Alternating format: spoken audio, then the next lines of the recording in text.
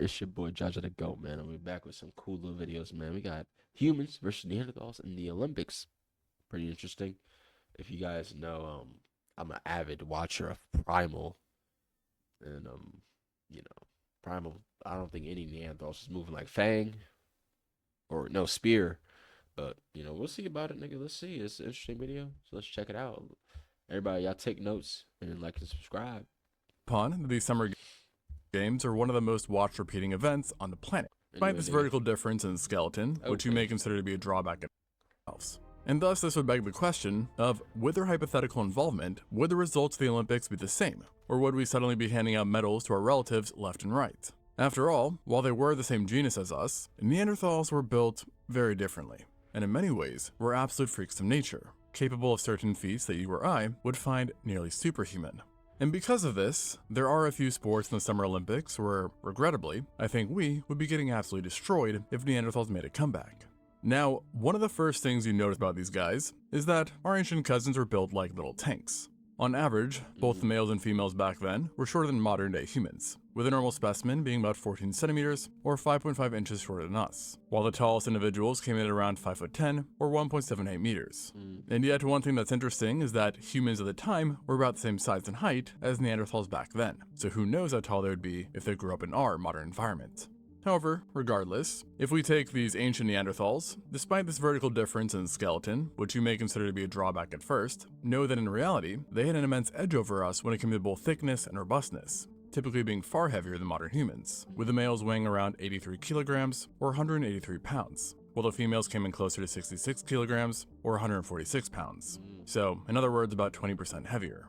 And really, virtually every bone within their body was thicker, heavier, and larger than ours, in some cases even being twice as dense, with their shoulders, femurs, arms, ribcage, and kneecaps being particularly well built.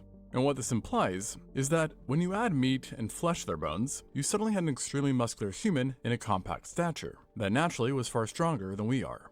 In prehistoric times, this strength would have helped with their hunting style, which largely consisted of close-quarter kills on massive megafaunal prey such as mammoths. Now, obviously there are no woolly mammoths in the Olympics, but their raw strength would still come in very handy for the sports that require raw power, with the most obvious example of this being weightlifting. In the Olympics, the premier exercise is the snatch and clean and jerk, a workout that relies on legs, back, shoulders, and core, all of which Neanderthals had, with their shorter size actually being helpful in this area too, creating a shorter lever that needs to be moved in order to complete the rep. And while no one has ever estimated how much a trained Neanderthal could actually snatch and clean and jerk based off of the thickness of its bones, their length, and a Neanderthal's overall build, it has been said that the average male Neanderthal might have been able to bench press up to 500 pounds or 200 kilos, which is just like lifting a full-on lion. And then the women were freakishly powerful too, possibly being able to clean 150 kilos based off of the same estimate, numbers that automatically put them in elite modern human standards. And again, that's an untrained Neanderthal, so just imagine what it would be like with trained ice and a little bit of juice. We're not talking about apple juice here. Their build also made lethal foes in the wrestling and judo department, where their shorter, ancient heights would help them again have the help for balance, while the are much wider and stronger than ours, serving as an anchor. Additionally, all those massive muscles I mentioned makes a huge difference in the in life, and already we're tossing around huge amounts of meat. In fact, one article inferring study their needs of meat found that your average Neanderthal Joe would have consistently been dragging 50 pounds of meat for over 3 miles, given both the typical range of their hunting operations and the need for multiple meat moving trips back and forth, reflecting that their overall design was based on a life where lifting heavy objects was mandatory, not a choice. What's more is that these guys were designed to get roughed up and just keep going on, with many Neanderthal specimens signs of catastrophic injuries, which they, by the way, seemingly straight off like it was a step toe. And really just to drive this home, based on one sample test, researchers found over 70% of tests showed signs of having endured violent animal encounters, such as with big cats, wolves, and bears, and yet somehow walked away alive. And so, if you can get through these animals fight, something tells me for a modern human in decline, be it wrestling or show. My fight here also extends over boxing. Now, yes, the arms for a modern human would give fighters a revenge, but guys like you find out that height is in boxing, especially when you're thick and skull, would protect you from the knocks you block and go. And a good extreme example has unexecuted is seen in one certain American family, who best education has made their bones far less than normal. And as a result, one member was able to shrug a violent car crash with only minor injuries. Another had bones so dense that they're unable to even get a joint replacement. The bones literally too hard to drill through. So, yeah, pretty big advantage. Plus, their offense is obviously enough too, with again all those massive muscles and bone structure generating ridiculously powerful punches. So, even if one did not have the best technique, I still sure as heck would not want to be on the receiving end.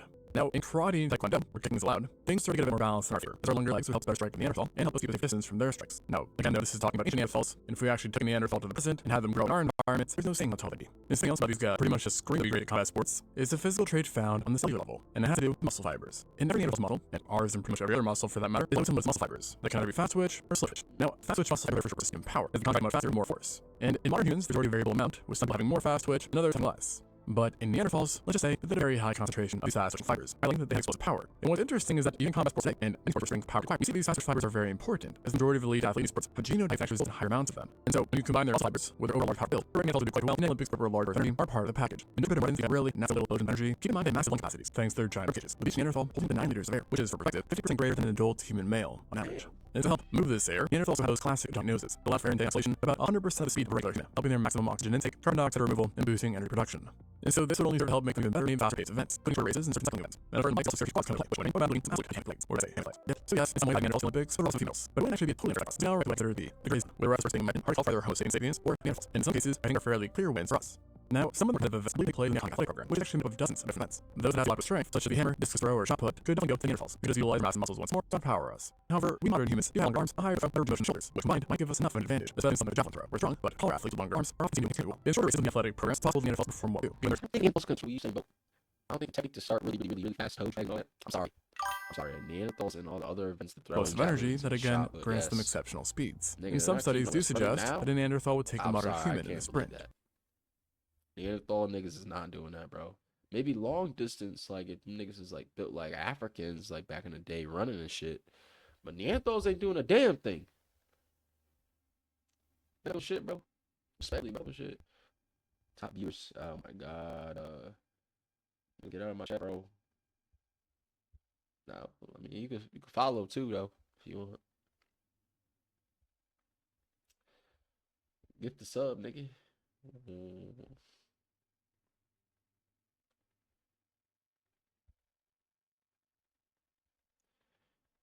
Get him out of here.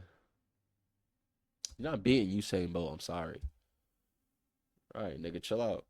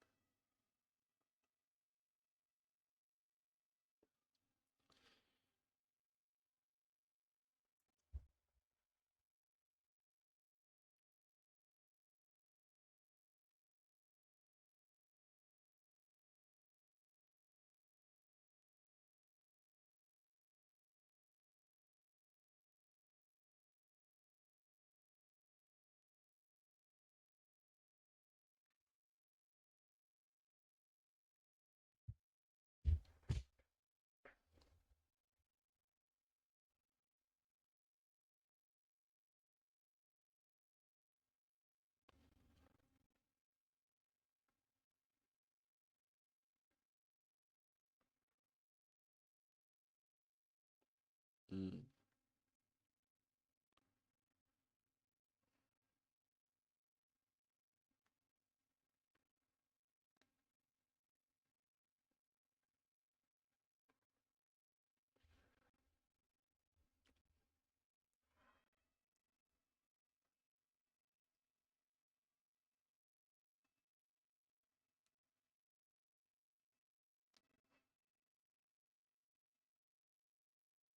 Yeah.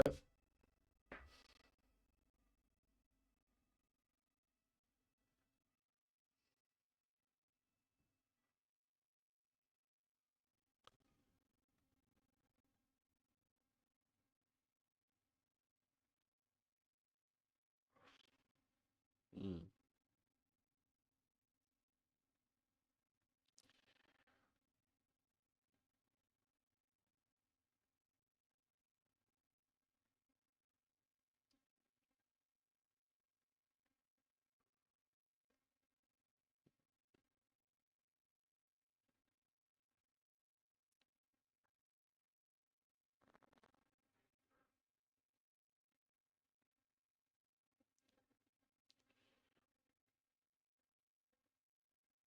Damn.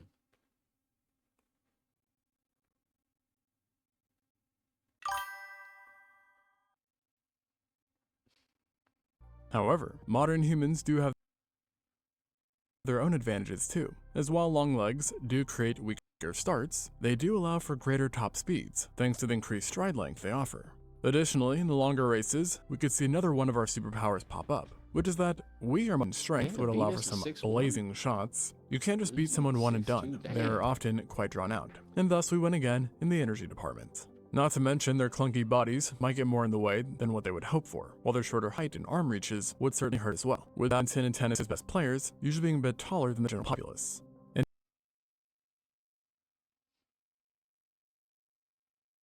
And even if Neanderthals did scale up to modern human heights, there's the fact that they were cultivated, meaning their torsos were long compared to limbs. And that's something that's again where modern humans would have a advantage disregarding heights. On the other hand, ping pong, another racket-based event, might be more of a fish, as though it can't intense, you're often staying more in one spot. Furthermore, you could see the true Neanderthal power shine through, resulting in blinding smashes and an amazing ability to reach the ball.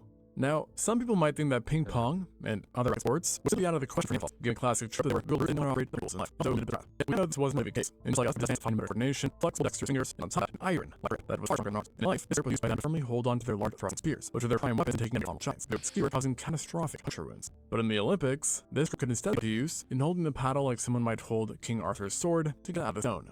And this grip strength, not to mention their speed, but also make them interesting fencers to witness as well. Now yes, their taller size allows us to strive for the distance, and it's time to they might keep us here using your speed. So I don't think that we see this sport go both ways. Another area where their grip strength might be that I believe would be much more competitive in climbing. Now climbing is another unique sport in the Olympics, making its debut to sounds exactly Neanderthal doing a whole lot of, or being especially good at, given their lighter, more robust bodies. And yet that being said, some evidence in recent years has pointed to the fact that they could have been naturals. For starters, based on their lifestyle and typical location of residence, it's believed these guys mainly lived and operated in rugged, mountainous terrain that would require more moving upwards, downwards, and sides. And this might have played into more climbing, where balance, of course, key, and their grip strength would have come clutch. And on top of that, while we do have an arms reach advantage over them, being ball isn't exactly something that's required for Olympic climbing, with most elites being slightly shorter than their non-climbing counterparts. Also, now on the flip side, their dense, stocky build could weigh them down, and their less flexible, more restricted shoulders could limit well when it came to optimal extensions. And speaking of their stocky build, this could also come help them in any sport where you want to be light as a feather, where lightness is key. And this includes westerns, as a little weight doesn't make a difference in the speed of the horse. And in many cases, the second can make all the difference. Then you also have variety sports where their shorter heights would also hold back, acting as a major roadblock. Because out of the 1,000 Neanderthal specimens that have been found, the tallest known individual didn't even quite crack 5'11". And sure, it's possible that a few absolute units were taller, but they were overall a bit shorter than what we see in modern humans. And this would lead to some tricky matchups in sports such as basketball or volleyball, where height is essential for getting above or to the net. This would also be the case for water polo, which can also be a surprisingly grueling endurance challenge, given the added resistance the water provides when sloshing about. Not to mention that their heavy bones would just get them much further. And based off of studies looking at the height of Olympians based on their sport, we can also see that maybe rowing would also pose an unexpected challenge, as it has the third tallest players on average, more so than even football, which again goes to cast a doubtful shadow on the performance of any ancient Neanderthal. Conversely, obviously, strength does go a long way in rowing, but being taller helps majorly by providing longer legs, with the face or arms and legs allowing for longer, more violent and powerful strokes. However, there is something pretty interesting, which is that it's rowers who boast some of the highest capacities in the world, with the highest recorded lung capacity actually belonging to an Olympic rower. And this is obviously curious since the Neanderthals had mega lungs too, possibly suggesting this battle will be closer than we think. Now, I don't believe it will come as any surprise that events that rely heavily on flexibility and nimbleness would probably not be Neanderthal's top sport. And perhaps our gymnastics and regional gymnastics are the best example of this, where doing metal possess a ballet-level fluidity, something that would be hard to achieve for more robust, heavy, and likely stiff Neanderthals. This does lead to a new question though, which is, do Neanderthals even know how to dance? And regarding all the other sports I mentioned, they use varying techniques, communicative call-outs, and game plans. Basically, were they smart enough? And the answer is likely yes. Going against the typical Neanderthal stereotype once again, these humans were not fixed dummies. Well, they did have souls, but not dummies. They were instead highly intelligent beings, who actually were thick in the brain too. As it turns out, they had very large brains, which in males would have housed a brain being about 1,640 cubic centimeters in volume. And for the woman, it was 1,460 cubic centimeters, which, just for comparison, is actually 30% bigger than our own brain, with the largest brain ever found in Neanderthals being 1,736 centimeters cubed, which is one of the largest ever recorded period in the Homo genus. Now, with this said, this doesn't exactly mean we'd be facing Einsteins, as they were also bigger in body, and their brains were organized a little bit differently too. But their large brains did suggest that they were at least reasonably smart cookies, and would be well equipped to tackle the technical skills and strategy that it would take to be an Olympian. And we also know from certain discoveries that they were quite creative too, and able to coordinate quite well, which is obviously a plus for any team sports. And as I alluded to, what's interesting is that their brains weren't just larger than ours, but also differently shaped, with Neanderthals having a more bomb-shaped noggin that devoted more space and energy towards certain senses, especially the sight, given their relatively massive occipital lobes. While surprisingly, on the contrary, despite having a bigger nose, they likely had a worse sense of smell with smaller olfactory bulbs. Thankfully for them though, not all sports are smell-based. Yet eyesight, now that's an important tool, especially in events such as archery and shooting, where their powerful eyesight would have probably provided better visual acuity, sharper focus on the target, and a better depth perception. And this no doubt would also help in events that required catching as well. But there is one lingering question about Neanderthals' ability to perform in shooting-related events, seeing that, as far as we know, they never shot a bow, or really used any other handheld projectile-based weapons. Yeah, in the over 350,000 years that Neanderthals existed as a species, it seems that they never made it to bows or slings, raising some eyebrows in their ability to shoot items. However, certain studies and research suggest that the absence wasn't exactly because they couldn't operate these tools, but just that their lifestyle led to almost exclusively hunting very large animals, making bigger, stronger, more powerful thrusting spears much more effective than any bow, throwing spear, or sling would have been for them. Yet I will mention that others do think it was more of an anatomical hindrance for them based off the construction of their arms and hands. Personally, I do think if taught, a Neanderthal could definitely let a few arrows fly. And the same certainly goes for shooting, which would arguably be easier for them, as the trigger mechanism is more simple and relies less on the flexibility of their arms. Another sport where their sight would have helped, but would also be a place where they would run into other issues, is golf. Now, to some, golf is just about whacking a ball with a club, something we'd presume that Neanderthals would excel in. Yet, the drive is just one part of the game. And depending on where you are on a course, you're gonna have to adjust for power and control. And this is where mobility comes into play, especially in the shoulders, hips, and in general, modern humans did probably more mobile bodies than Neanderthals, and thus probably allowing for better golf form and control. Additionally, for all of my non-golfers out there, golf is actually surprisingly long, taking up to multiple hours to get through a course. And I'm not saying that Neanderthals would struggle here from a cardio perspective, as it's not that intense, but rather, you have to stay extremely focused for the whole game, at least if you're playing at a higher level, that is. Something that might have been easier for us than Neanderthals, at least before all of our modern brain rotting. As studies have suggested that we have variants of at least one gene leads to a larger frontal neocortex, an area of the brain that is largely responsible for planning and focus, allowing us, again, potentially, to be more on top of our game the entire time, where Neanderthals might struggle. This difference perhaps showed itself again in sailing, where energy isn't the problem, but instead, it's the fact that you have to stay alert throughout and have to constantly be adapting to the waves, current, and wind. Although, you never know, because almost paradoxically, despite living in primarily rugged mountainous terrains, Neanderthals were potentially lovers of water.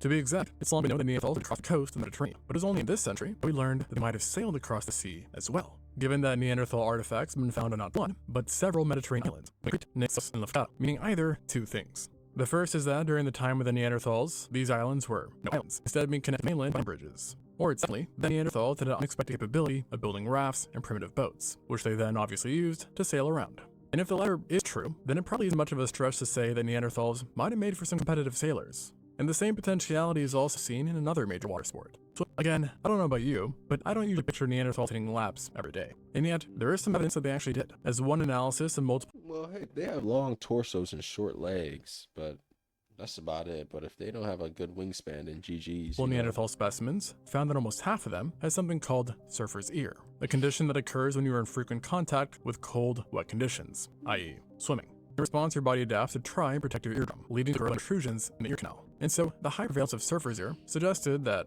well, Neanderthals might have swam a lot back in the day, likely to forage for fish and other marine delicacies. And in fact, they were perhaps so prolific of swimmers that the rate of surfer's ear seen in Neanderthals is much higher than that of modern humans, of which about a quarter of us has some form of surfer's ear. So that's all to say that they were probably pretty capable swimmers, but were they good enough to take on Michael Phelps? I doubt it. As in general, the fastest swimmers are tall individuals with larger hands and feet, plus a natural flexibleness and slimness, which aids in cutting down on drag and maximizing the surface area of strokes, with the slimness aspect in particular being quite the challenge to Neanderthals, given their more robust, dense, and cylindrical builds, likely increasing their drag and also weighing them down. So, to conclude, I actually think Neanderthals would be a perfect addition to the Olympics, and would certainly beat us in, well, a lot of sports. Unfortunately though, I doubt we'll be seeing their admission anytime soon. Thanks. Yeah, let me know in the comment section below though. Like, be real. A lot of you niggas is fat, so. This is Try Not to Laugh. Neanderthals not beat me in a mile. In a 400 meter, he's not beat me. Or 200.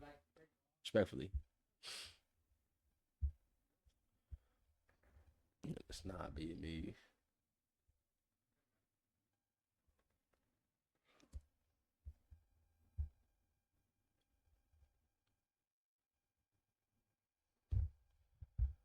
Let's see.